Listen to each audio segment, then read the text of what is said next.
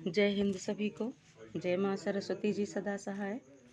आज हम भाषाओं के वर्गीकरण पर चर्चा करेंगे।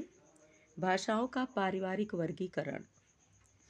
रचना तत्व के आधार पर भाषा का जो वर्गीकरण होता है वह आकृतिमूलक वर्गीकरण है, पर रचना तत्व और अर्थ तत्व के सम्मिलित आधार पर किया गया वर्गीकरण पारिवारिक वर्गीकरण कहलाता है। आत्मविस्तार प्रकृति का सहज तथा अनिवार्य क्रम है। एक से अनेक की उत्पत्ति स्वाभाविक ढंग से हुआ करती है। एको यहम बहुश्याम प्रजा ये एक में मैं बहुत होकर नाना रूपों में उत्पन्न हूँ। उपनिषद का यह वचन सृष्टि की मूल भावना की व्याख्या है। एक मानव से समस्त मानव जाति की उत्पत्ति की कल्पना भी सभी धर्मों में समान भाव से दिखाई पड़ती है। हिंदू मनु से मानव जाति की उत्पत्ति मानते हैं और मुसलमान ईसाई आदम से। यह क्रम मनुष्यों में ही नहीं, पशु पक्षियों, कीट पतंगों, पेड़ पौधों में भी देखा जाता है, तो भाषा भी इसका अपवाद नहीं है। 4 कोस पर पानी बदले 8 कोस पर बानी, यह कहावत भाषाओं की अनंतता की द्योतक है। संसार में आज जितनी भाषाएं बोली जाती हैं उनकी संख्या प्रायः 3000 है। इन संख्या बाहुल्य को देखकर लगता है कि भाषाओं में परस्पर कोई संबंध है या नहीं। भाषाओं के रचनात्मक संबंध पर विचार अगर किया जाता है तो पता चलता है कि उनका संबंध बाह्य है, क्योंकि वह पदों या वाक्यों की रचना तक ही सीमित हैं। लेकिन भाषाओं का अंतरंग संबंध भी है, जो केवल बाह्य रचना तक ही सीमित नहीं बल्कि अर्थ को भी आधार बनाकर चलता है। जिस प्रकार एक पूर्वज से उत्पन्न सभी मनुष्य एक गोत्र के माने जाते हैं, उसी प्रकार एक भाषा से कालांतर में अनेक सगोत्र भाषाओं की उत्पत्ति भी होती है, जो एक परिवार में रखी जाती है। उत्पत्ति या परिवार को यहाँ बिल्कुल उसी अर्थ में नहीं लेना चाहिए जिस अर्थ में मनुष्य की उत्पत्ति या परिवार की कल्पना की जाती है। भाषा के प्रसंग में इन शब्दों का प्रयोग लाक्षणिक होता है। अतः उत्पत्ति का अर्थ सहसा आविर्भाव नहीं बल्कि क्रमिक विकास समझना चाहिए। एक भाषा से दूसरी भाषा उत्पन्न हुई, यह कहने का अभिप्राय यह है कि पहली भाषा दूसरी भाषा में रूपांतरित हो गई। यह रूपांतरण या भाषा परिवर्तन कैसे होता है, यह जब हम देखते हैं अन्य रूपों को आकृतिमूलक वर्गीकरण में और अन्य अध्यायों में, तो हमें दिखाई पड़ता है और आगे के प्रसंग में बताया भी जाएगा। उत्पत्ति, विकास और विनाश का क्रम सभी लौकिक वस्तुओं के समान भाषा में भी चला करता है। किसी पूर्ववर्ती भाषा से नई भाषा उत्पन्न होकर विकसित होती है और अंततः विनष्ट हो जाती है। भाषा के विनष्ट या मृत हो जाने का अर्थ भी लाक्षणिक ही है। भाषा के मृत हो जाने का अर्थ है दैनिक प्रयोग में उसका आ जाना। प्राकृत या लैटिन इसी दृष्टि से मृत है, अन्यथा उसकी वंश परंपरा आज भी चल रही है। भाषाओं के लिए परिवार शब्द का प्रयोग लाक्षणिक ही है और भाषाओं के माता पिता भाई बहन नहीं होते। एक मूल भाषा से जब अनेक भाषाओं का विकास होता है तो उस मूल भाषा को उसकी जननी मान लिया जाता है। जो भाषाएं उससे विकसित होती हैं वे लौकिक संबंध के आधार पर परस्पर बहनें बन जाती हैं। इसलिए लौकिक व्यवहार से गृहीत इन शब्दों का प्रयोग लाक्षणिक या अलंकारिक दृष्टि से ही करना चाहिए। संस्कृत में पितृ, लैटिन में पातेर, फारसी में पिदर, अंग्रेजी में फादर, जर्मन में फातेर। संस्कृत में मातृ, लैटिन में मातेर, फारसी में मादर, अंग्रेजी में मदर, जर्मन में मुत्तेर। संस्कृत में भ्रातृ, लातिन में भ्रातेर, फारसी में बिरादर, अंग्रेजी में ब्रदर, जर्मन में ब्रुदेर। संस्कृत, लातिन, फारसी, अंग्रेजी और जर्मन के बीच हजारों मील की दूरी है, फिर भी इन शब्दों का साम्य आश्चर्यजनक है। इतना साम्य निश्चित ही आकस्मिक या अकारण नहीं हो सकता। स्वभावतः प्रश्न उठता है कि परस्पर दूरस्थ भागों में बोली जाने वाली उपर्युक्त भाषाओं में इस असाधारण साम्य का क्या कारण है। तब यह कल्पना असंगत नहीं प्रतीत होती कि हो न हो ये भाषाएं किसी एक मूल रूप से विकसित हुई हैं, अर्थात ये परस्पर संबद्ध हैं। वह मूल रूप क्या था, उसका प्रसार इतनी दूरी तक कैसे हुआ, उसमें उच्चारण संबंधी परिवर्तन क्यों हुए। पितृ, पातेर, पिदर, फादर, फातेर में समानता है तो भिन्नता भी कम नहीं है। इस भिन्नता का कारण क्या है। इन प्रश्नों का समाधान भाषा विज्ञान का विषय है। पर भिन्नता के बीच जो समानता है वही पारिवारिक वर्गीकरण की भूमिका प्रस्तुत करती है। निस्संदेह ये शब्द किसी एक मूल से निकले हैं, अतः एक परिवार के हैं। भाषाओं के परिवार निर्धारण के लिए निम्नलिखित बातों पर विचार करना होता है: ध्वनि, पद रचना, वाक्य रचना, अर्थ, शब्द भंडार और स्थानिक निकटता। इन 6 आधारों पर भाषाओं की परीक्षा करने पर ही यह कहा जा सकता है कि वे एक परिवार की हैं या नहीं। इन आधारों के महत्व को लेकर भाषा वैज्ञानिकों में मतभेद है। कोई किसी को अधिक महत्वपूर्ण मानता है तो कोई किसी को।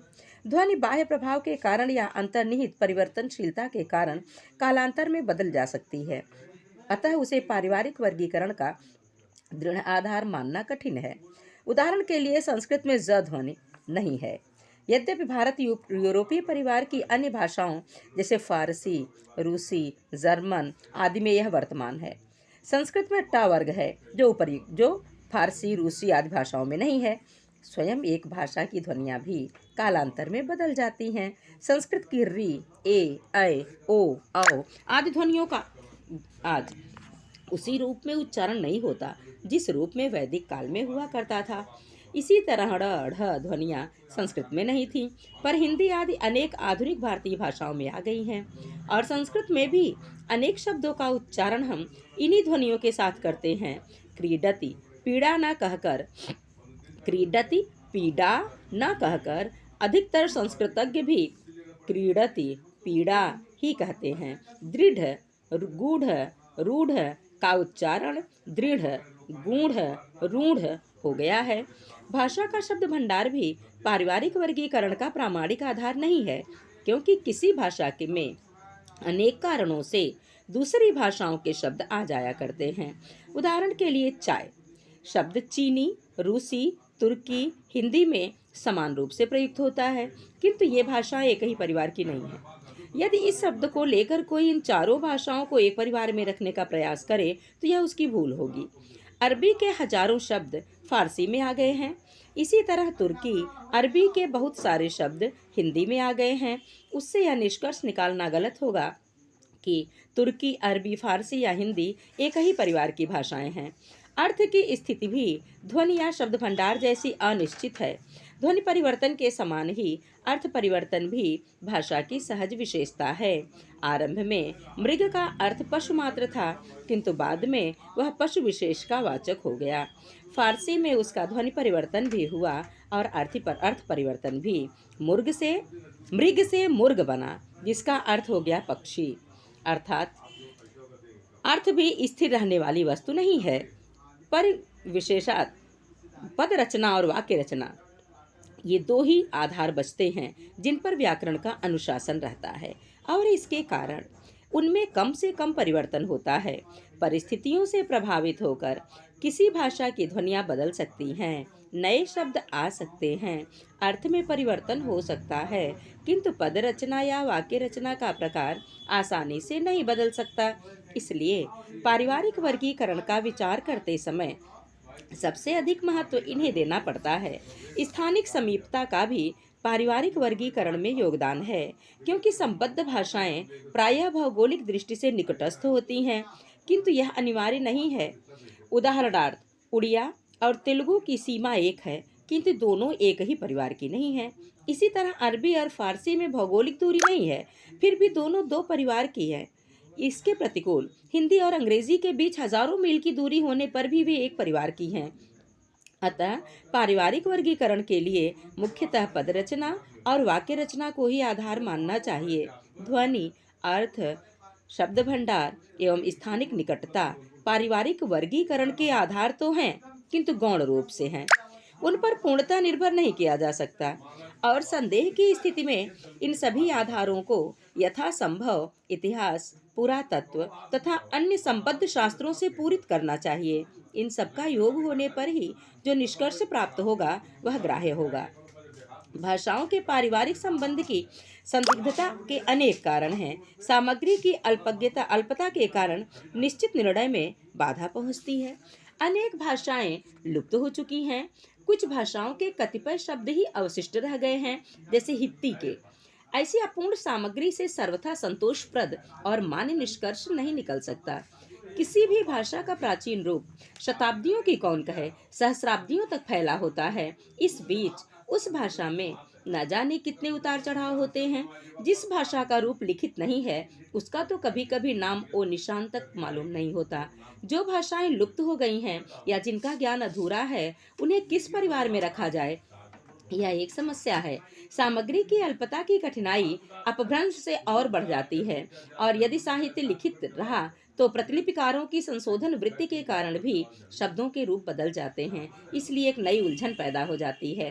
भाषाओं के इतिहास में समकालिकता के अभाव के कारण भी कठिनाई उत्पन्न होती है। आज जो प्राचीन भाषाएं ज्ञात हैं, उन सब में ऐतिहासिक दृष्टि से हजारों वर्षों का अंतर है। उदाहरणार्थ, पाश्चात्य विद्वानों के अनुसार सबसे प्राचीन ज्ञात भाषा सुमेरी है, जिसका समय 4000 वर्ष ईसा पूर्व है। इसी तरह मिस्री 3500 ईसा पूर्व, सामी 2800 ईसा पूर्व, भारत यूरोपीय 2000 ईसा पूर्व, चीनी 1500 ईसा पूर्व, द्रविड़ 500 ईसा पूर्व, तुर्की 800 ईसा और तिब्बती 900 ईसा की मानी जाती है।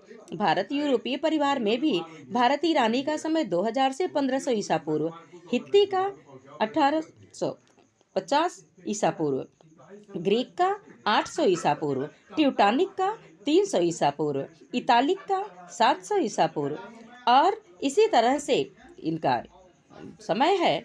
अब यदि भारतीय अथवा ग्रीक भाषा की तुलना स्लाविक या बाल्टिक से करें तो उनमें कई हजार वर्षों का अंतर दिखाई पड़ता है। इस अवधि में भाषाएं निश्चित ही स्थिर नहीं रही होंगी, उनमें अत्यधिक परिवर्तन हुआ होगा और उत्तरवर्ती भाषाएं पूर्ववर्ती भाषाओं से बहुत दूर हट गई होंगी। आंतरिक कारणों के अतिरिक्त सैनिक, धार्मिक, राजनीतिक, आर्थिक, व्यापारिक कारणों से भी भाषिक भेद की खाई बढ़ने में सहायता मिली होगी। इस तरह काल भेद से भाषाओं के पारिवारिक संबंध के अन्वेषण और स्थापना में पर्याप्त कठिनाई हो जाती है। तीसरी कठिनाई यह है कि संसार की सभी भाषाओं का समान रूप से अध्ययन नहीं हुआ है। कुछ भाषाओं का अध्ययन पर्याप्त संतोषप्रद है तो कुछ का अत्यल्प और कुछ का बिल्कुल नहीं। इस तरह से ज्ञान के 3 स्तरों पर प्रतिष्ठित भाषाओं में एक रूपता स्थापित करना न संभव है न संगत। प्रामाणिक सामग्री की अल्पता, ऐतिहासिक समकालिकता का अभाव और अध्ययन की अपूर्णता। अध्ययन हमेशा पूर्ण होना चाहिए किसी भी विषय पर। भाषाओं के बीच सुनिश्चित संबंध स्थापन में बाधक है। इसलिए भाषाओं के परिवार की संख्या में एकरूपता नहीं है। विभिन्न विद्वानों ने विभिन्न संख्याएं दी हैं जो 12 से लेकर 100 तक हैं। संख्या की यह अनिश्चितता ही इस बात का प्रमाण है कि पारिवारिक वर्गीकरण के लिए जिस ठोस आधार की आवश्यकता है वह अभी तक उपलब्ध नहीं हो सका है। जैसे जैसे भाषाओं के संबंध में हमारा ज्ञान बढ़ता जाएगा, वैसे वैसे पारिवारिक वर्गीकरण भी निर्दोष होता जाएगा। संसार की भाषाओं को अनेक परिवारों में बांटा गया है, जिनकी संख्या 12 से लेकर 100 तक है, और उन परिवारों में मुख्य जो 2 परिवार हैं उनकी चर्चा अपेक्षित है। एक भारत यूरोपीय परिवार, एक चीनी परिवार या एक अक्षरी परिवार, और आगे सामी हामी परिवार को भी ले लेते हैं। तो इतने परिवारों की चर्चा हम कर लेते हैं। इसमें भारत यूरोपीय परिवार, कई दृष्टियों से संसार की भाषाओं में भारत यूरोपीय परिवार का महत्व सबसे अधिक है। इस महत्व के निम्नलिखित कारण हैं। पहला, जनसंख्या की दृष्टि से इस परिवार का स्थान प्रथम है, क्योंकि जितने लोग इस परिवार की भाषाएं बोलते हैं उतने किसी दूसरे परिवार की भाषाएं नहीं। भारत यूरोपीय परिवार की भाषाएं सारे संसार में फैली हुई हैं। कोई ऐसा भूभाग नहीं जहां इस परिवार की भाषाएं न बोली जाती हों। अन्य भाषाएं एक एक स्थान में सीमित हैं, अतः उन्हें वह व्यापकता उपलब्ध नहीं है जो इस परिवार की भाषाओं को है। साहित्यिक दृष्टि से भी इस परिवार की समृद्धि किसी दूसरी भाषा से अधिक है। जितना प्राचीन, जितना विविध और जितना उत्कृष्ट साहित्य भारत यूरोपीय परिवार का है, उतना और किसी भाषिक परिवार का नहीं। सभ्यता और संस्कृति की दृष्टि से भी इस परिवार के भाषा भाषी अन्य भाषा भाषियों से आगे हैं। इस परिवार की भाषाओं में विद्यमान वैज्ञानिक साहित्य भी अप्रतिम है। विगत कई शताब्दियों में विज्ञान के क्षेत्र में जो भी प्रगति हुई है वह इसी परिवार की भाषाओं के द्वारा, चाहे वह अंग्रेजी हो या जर्मन, फ्रांसीसी हो या रूसी। इसीलिए नवोदित राष्ट्रों के सामने जब भी विज्ञान के अध्ययन अध्यापन की समस्या उत्पन्न होती है तो वे उन सभी भाषाओं में से किसी न किसी को अपनाते हैं। अन्य भारत भाषा परिवारों में चीनी और जापानी 2 ही ऐसी हैं जिनका अपना वैज्ञानिक साहित्य है। किंतु वह भी उतना समृद्ध नहीं है जितना इस परिवार की भाषाओं का है। भारत यूरोपीय परिवार की भाषाओं के महत्व का अन्यतम कारण राजनीतिक प्रभाव भी है। यूरोप के देशों ने संसार के बहुत बड़े भाग में राजनीतिक सत्ता कायम की और बहुत सारे देशों को अपना उपनिवेश बनाया।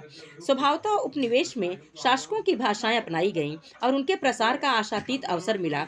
उत्तर अमेरिका में फ्रांसीसी और स्पेनी, अंग्रेजी, दक्षिणी अमेरिका में स्पेनी और पुर्तगाली, दक्षिण अफ्रीका में, ऑस्ट्रेलिया में, न्यूजीलैंड में अंग्रेजी और इंडोनेशिया में डच भाषा का प्रचार राजनीति के कारण हुआ। भारत में भी अंग्रेजी का प्रवेश राजनीतिक सत्ता के कारण ही हुआ।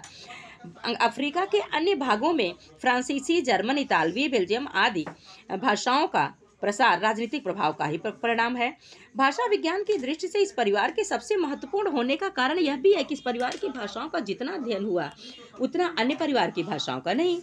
वस्तुतः भाषा विज्ञान का आरंभ ही इस परिवार के अध्ययन से हुआ। छुटपुट रूप से कुछ भाषाओं में समता देखी गई, किंतु उसका पहली बार प्रामाणिक और तुलनात्मक निरूपण सर विलियम जोन्स के 1886 ईस्वी के ऐतिहासिक भाषण में मिलता है, जो उन्होंने बंगाल की रॉयल एशियाटिक सोसाइटी के सामने दिया था और जिसमें उन्होंने यह घोषित किया था कि ग्रीक और लातिन का संस्कृत से इतना घनिष्ठ संबंध है कि वे निश्चित ही किसी एक सामान्य स्रोत से निकली प्रतीत होती हैं, जो स्रोत अब संभवतः नष्ट हो चुका है। तुलनात्मक भाषा विज्ञान का आरंभ सर विलियम जोन्स के इस भाषण से ही होता है। इस तरह जनसंख्या विस्तार, साहित्य, सभ्यता, संस्कृति, वैज्ञानिक प्रगति, राजनीतिक एवं भाषा वैज्ञानिक महत्व, इन सभी दृष्टियों से भारत यूरोपीय परिवार की संसार की भाषाओं में प्रथम स्थान का अधिकारी ठहरता है। भारत यूरोपीय परिवार के विभिन्न नाम हैं। समय समय पर भारत यूरोपीय परिवार के अनेक नाम सुझाए गए थे और सभी में कोई न कोई दोष देखकर उन्हें छोड़ दिया गया था। आरंभ में भाषा विज्ञान के क्षेत्र में जर्मन विद्वानों ने उल्लेखनीय कार्य किया और उन्होंने इस परिवार का नाम भारत जर्मनिक रखा। उनके अनुसार इस नाम की सार्थकता यह थी कि पूर्वी छोर पर भारत में और पश्चिमी छोर पर इंग्लैंड तक इस परिवार की भाषाएं बोली जाती हैं। अतः इस नाम के द्वारा उन्होंने उस भौगोलिक विस्तार को सूचित करना चाहा जहाँ तक इस परिवार की भाषाओं का प्रसार देखा जाता है, किंतु इस नाम में अव्याप्ति पाई गई। दक्षिण यूरोप के देशों जैसे इटली, फ्रांस, स्पेन, पुर्तगाल, रोमानिया आदि में भी इसी परिवार की भाषाएं बोली जाती हैं, पर वे न तो भारतीय शाखा के अंतर्गत आती हैं और न जर्मनिक शाखा के। इसी प्रकार इंग्लैंड, स्कॉटलैंड, आयरलैंड के में भी केल्टिक परिवार की भाषाएं व्यवहृत होती हैं और केल्टिक भी जर्मनिक से भिन्न शाखा है, अतः वह भी इस नाम में गतार्थ नहीं होती। इसलिए यूरोप के अन्य देशों के विद्वानों को यह नाम बहुत अभिमत नहीं हुआ। इसका एक और कारण था। प्रथम महायुद्ध के बाद जर्मनी की प्रति यूरोप के देशों की जो द्वेष भावना थी उसने भी इस नाम को ग्रहण करने में बाधा पहुंचाई। इस भाषा परिवार के साथ जर्मनी का नाम संपृक्त था, उसे अनुचित महत्व देना था, जो यूरोप के अन्य देशों को स्वीकार्य नहीं हुआ। इसलिए जर्मनी के अतिरिक्त अन्य देशों में यह नाम गृहीत नहीं हो सका। ये जर्मन विद्वान आज भी इस परिवार को इंडो जर्मनिक ही कहते हैं। दूसरा, कुछ विद्वानों ने इस परिवार के लिए आर्य शब्द का प्रयोग किया, किंतु इसमें दो आपत्तियां उठाई गईं। एक तो यह कि आर्य शब्द का संबंध जाति विशेष से है और इस परिवार की भाषाओं के सभी बोलने वाले आर्य जाति के नहीं हैं। दूसरी, यह आर्यों का संबंध भारत ईरान से ही था, इसलिए समस्त भाषा परिवार को आर्य कहने के बदले भारत ईरानी उपशाखा के लिए ही आर्य शब्द का प्रयोग संगत माना गया। अतः आर्य नाम भी नहीं चल सका। भारत यूरोपीय, इंडो यूरोपियन नाम का प्रयोग पहल फ्रांसीसियों ने किया। भारत जर्मनिक की अपेक्षा भारत यूरोपीय नाम इस परिवार की भाषाओं के भौगोलिक विस्तार को अधिक स्पष्टता से व्यक्त करता है, किंतु यह भी सर्वथा निर्दोष नहीं है। इस वर्ग की भाषाएं न तो समस्त भारत में बोली जाती हैं और न समस्त यूरोप में। दक्षिण भारत में द्राविड़ परिवार की तमिल, तेलुगु, कन्नड़ और मलयालम भाषाएं बोली जाती हैं और यूरोप में भी अनेक दूसरे परिवारों की भाषाएं जिनकी प्रसंग आने पर उन सारे परिवारों में चर्चा की जा सकती है। साथ ही इस परिवार की भाषाएं केवल यूरोप में ही नहीं चलती, अमेरिका, दक्षिण अफ्रीका, ऑस्ट्रेलिया, न्यूजीलैंड आदि देशों में भी इनका बहुत प्रचार है। इसलिए यूरोपीय कहने में अव्याप्ति भी है और अतिव्याप्ति भी। एक तीसरी बात यह भी है कि चीनी तुर्किस्तान में किसी समय तोखारी बोली जाती थी, जो भारत यूरोपीय कहने से इस परिवार से बहिष्कृत हो जाती है।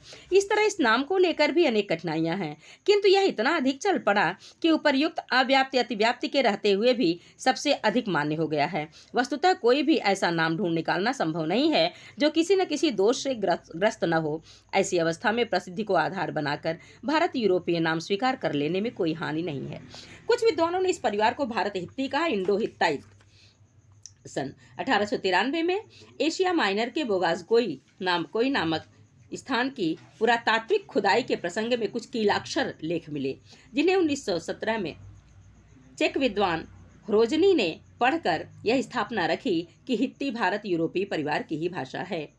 हित्ती के संबंध में एक और मान्यता सामने आई कि वह मूल भारत यूरोपीय भाषा से संस्कृत, ग्रीक, लैटिन की तरह उत्पन्न नहीं है, बल्कि उसके समानांतर प्रयुक्त होती थी। इस तरह मूल भारत यूरोपीय भाषा की पुत्री न होकर बहन प्रमाणित हुई, अतः उसकी भारत यूरोपीय भाषा के समक्ष उसको रखना उचित समझा गया और इस तरह से इस परिवार का नाम भारत हित्ती रखने का प्रस्ताव हुआ। किंतु जो कठिनाई भारत यूरोपीय नाम देने में देखी गई, वही कठिनाई भारत हित्ती कहने में दिखी। भारत एक देश का नाम है, हित्ती एक जाति का, इसलिए इस नाम में कोई एकरूपता नहीं रह जाती। दूसरी बात यह, हित्ती कहने से अभी पता लगता है कि इस भाषा का विस्तार कहाँ तक है, इसलिए इस नाम को ग्रहण करने से व्यर्थ की उलझन होगी और कोई लाघव नहीं होगा। नामकरण में प्रसिद्धि भी एक बहुत बड़ी चीज़ है और उसकी अकारण उपेक्षा नहीं होनी चाहिए। अतः सभी दृष्टियों से भारत यूरोपीय नाम कहना ही अधिक संगत ठहरा, अधिक से अधिक लोगों ने इसे माना। भारत यूरोपीय परिवार की विभिन्न भाषाओं का अध्ययन जब किया जाता है तो उसमें हजारों साल पहले कोई एक प्राचीन रूप था जिससे ये भाषाएं विकसित हुई। वह है संस्कृत, अवेस्ता, ग्रीक, लैटिन, रूसी, जर्मन आदि के अध्ययन से इस निष्कर्ष की पुष्टि हुई। ऐसी कल्पना की जाती है कि आरंभ में जो भाषा थी उसकी भी अनेक बोलियां थीं। राजनीतिक या अन्य कारणों से उनमें कुछ को प्रमुखता प्राप्त थी। संस्कृत, ग्रीक आदि की तुलना में इन भाषाओं के पारस्परिक अंतर का ज्ञान होता है। वैदिक भाषा में भी रूपभेद दिखाई पड़ते हैं। इसी तरह ग्रीक में भी अनेक भेद थे, इयोनी, दोरिक, आत्तिक आदि। क्रमशः परिनिष्ठित भाषाओं के आगे बोलियां लुप्त हो गईं और जिन्हें जानने का आज कोई साधन नहीं रह गया। मूल भारत यूरोपीय भाषा भाषियों के कुछ विद्वान आर्य कहना पसंद करते हैं, जैसा कि यह शब्द शाखा विशेष के लिए रूढ़ हो गया है। फिर भी सामान्य रूप से आर्य शब्द का प्रयोग उस व्यापक अर्थ में करने में कोई कठिनाई भी नहीं है, कोई हानि भी नहीं है। आर्यों का अर्थात मूल भारत यूरोपीय भाषाओं के बोलने वालों का आदि स्थान था। इसे लेकर एकमत्य नहीं है। भारत से लेकर उत्तर पश्चिम में स्कैंडिनेविया तक और उत्तरी ध्रुव में इसके नाम से